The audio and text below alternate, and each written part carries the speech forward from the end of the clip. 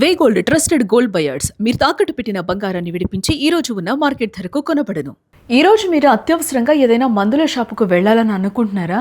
అయితే ఒక్క నిమిషం ఆగండి, నేను చెప్పేది వినండి. ఎందుకంటే ఈరోజు దేశవ్యాప్తంగా మెడికల్ షాపులు స్వచ్ఛందంగా మూతపడ్డాయి. All India organisation of chemist and druggist పిలుపు మేరకు దేశంలోని సుమారుగా 15 లక్షల మందికి పైగా ఫార్మసిస్టులు, కెమిస్టులు ఈ బంద్లో పాల్గొంటున్నారు. అసలు ఇంత పెద్ద ఎత్తున మెడికల్ షాపుల యజమానులు రోడ్డెక్కడానికి కారణం ఏంటి? అసలు ఆన్లైన్ ఫార్మసీల వల్ల వస్తున్న ముప్పేంటి? ప్రభుత్వం నుంచి వారు ఏం కోరుకుంటున్నారు?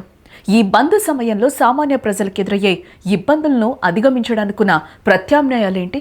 దీనికి సంబంధించిన పూర్తి వివరాలు ఇప్పుడు తెలుసుకుందాం.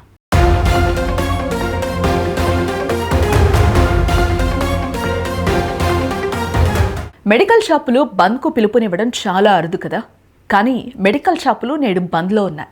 దేశవ్యాప్తంగా ఉన్న చిన్న చిన్న మెడికల్ షాపుల మనుగడ ప్రశ్నార్థకంగా మారడమే నేటి బంద్కు ప్రధాన కారణంగా తెలుస్తోంది. గత కొన్నేళ్లుగా కార్పొరేట్ సంస్థల మద్దతుతో నడుస్తున్న ఈ ఫార్మసీలు అంటే ఆన్లైన్ మెడిసిన్ ప్లాట్ఫామ్లు విపరీతంగా పెరిగిపోయాయి. వీటి అడ్డగోలు వ్యాపార ధోరణి వల్ల స్థానికంగా ఉండే చిన్న చిన్న వ్యాపారులు తీవ్రంగా నష్టపోతున్నారు. ప్రభుత్వ నిబంధనల ప్రకారం ఔషధాలపై లాభాల మార్జిన్లు ముందే ఫిక్స్ అయి ఉన్నప్పటికీ ఈ కార్పొరేట్ ఈ ఫార్మసీలు ఏకంగా 20% నుండి 50% వరకు భారీ డిస్కౌంట్లు ఇస్తున్నాయి. దీన్నే ప్రిడేటరీ ప్రైజింగ్ అని అంటున్నారు. అంటే మార్కెట్లో ఇతరులు ఎవరూ పోటీ పడకుండా ఉండేందుకు రేట్లను భారీగా తగ్గించి చిన్న వ్యాపారుల పొట్టగొడుతున్నారని కెమిస్ట్ సంఘాలు తీవ్ర ఆగ్రహం వ్యక్తం చేస్తున్నాయి. ఈ బంద్ కేవలం వ్యాపార లాభాల కోసం మాత్రమే కాదు, ప్రజా ఆరోగ్యాన్ని కాపాడటం కోసం కూడా అని అసోసియేషన్ స్పష్టం చేస్తోంది.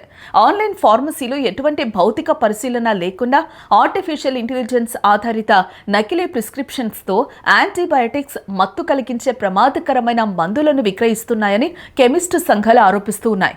డాక్టర్లు సరైన సిఫార్సు లేకుండా షెడ్యూల్డ్ డ్రగ్స్ ఆన్లైన్లో సులభంగా దొరుకుతూ ఉండటం వల్ల యువత పెడదోవ పట్టే ప్రమాదం ఉందని, యాంటీబయాటిక్ రెసిస్టెన్స్ పెరిగి ప్రజా ఆరోగ్యానికి పెద్ద ముప్పుగా మారుతుందని ఆందోళన వ్యక్తం చేస్తున్నారు. కరోనా మహమ్మారి సమయంలో లాక్డౌన్ వల్ల ప్రజలు బయటకు రాలేని పరిస్థితిలో కేంద్ర ప్రభుత్వం మందుల హోమ్ డెలివరీ కోసం తాత్కాలికంగా కొన్ని మినహాయింపులను ఇవ్వడం జరిగింది అప్పట్లో. ఇందులో భాగంగా తెచ్చిన GSR 220/E, GSR 817/E వంటి నోటిఫికేషన్లను కరోనా తగ్గిపోయిన ఇన్నాళ్లకైనా ప్రభుత్వం ఇంకా కొనసాగించడం ఏంటని కెమిస్టులు ప్రశ్నిస్తున్నారు. ఈరోజు ఆ అత్యవసర నోటిఫికేషన్లను అడ్డం పెట్టుకుని ఆన్లైన్ కంపెనీలు చట్టపరమైన లొసుగులతో వ్యాపారం చేస్తున్నాయని, ఈ నోటిఫికేషన్ తక్షణమే రద్దు చేయాలని వారు డిమాండ్ చేస్తూ ఉన్నారు. ఇక దేశవ్యాప్తంగా సాంప్రదాయ ఫార్మసీ రంగంపై మరియు రిటైల్ ఔషధ వ్యాపారంపై దాదాపుగా 5 కోట్ల మంది ఆధారపడి జీవిస్తూ ఉన్నారు. కార్పొరేట్ ఈ ఫార్మసీల ఏకఛత్రాధిపత్యం వల్ల వీరందరి జీవనోపాధి తీవ్రంగా దెబ్బతింటుందని, ఈ సమస్యలపై ప్రధానికి ఎన్నిసార్లు విజ్ఞప్తి చేసినా స్పందన లేకపోవడంతోనే ఈ బంద్కు దిగాల్సి వచ్చిందని అసోసియేషన్ స్పష్టం చేసింది.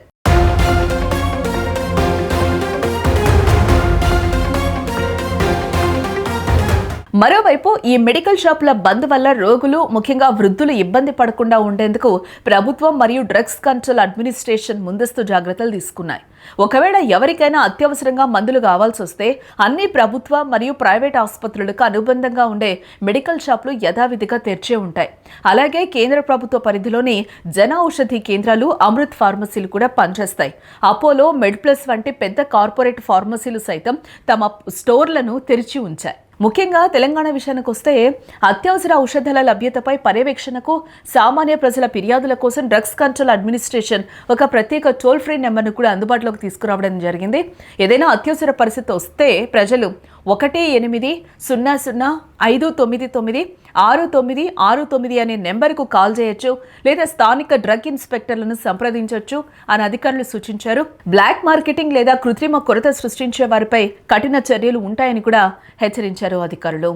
చూసారుగా, ఆన్లైన్ ఫార్మసీ నియంత్రణ కోసం, తమ జీవనోపాధిని కాపాడుకోవడం కోసం కెమిస్టులు చేస్తున్న ఈ పోరాటం తీవ్ర రూపం దాల్చింది.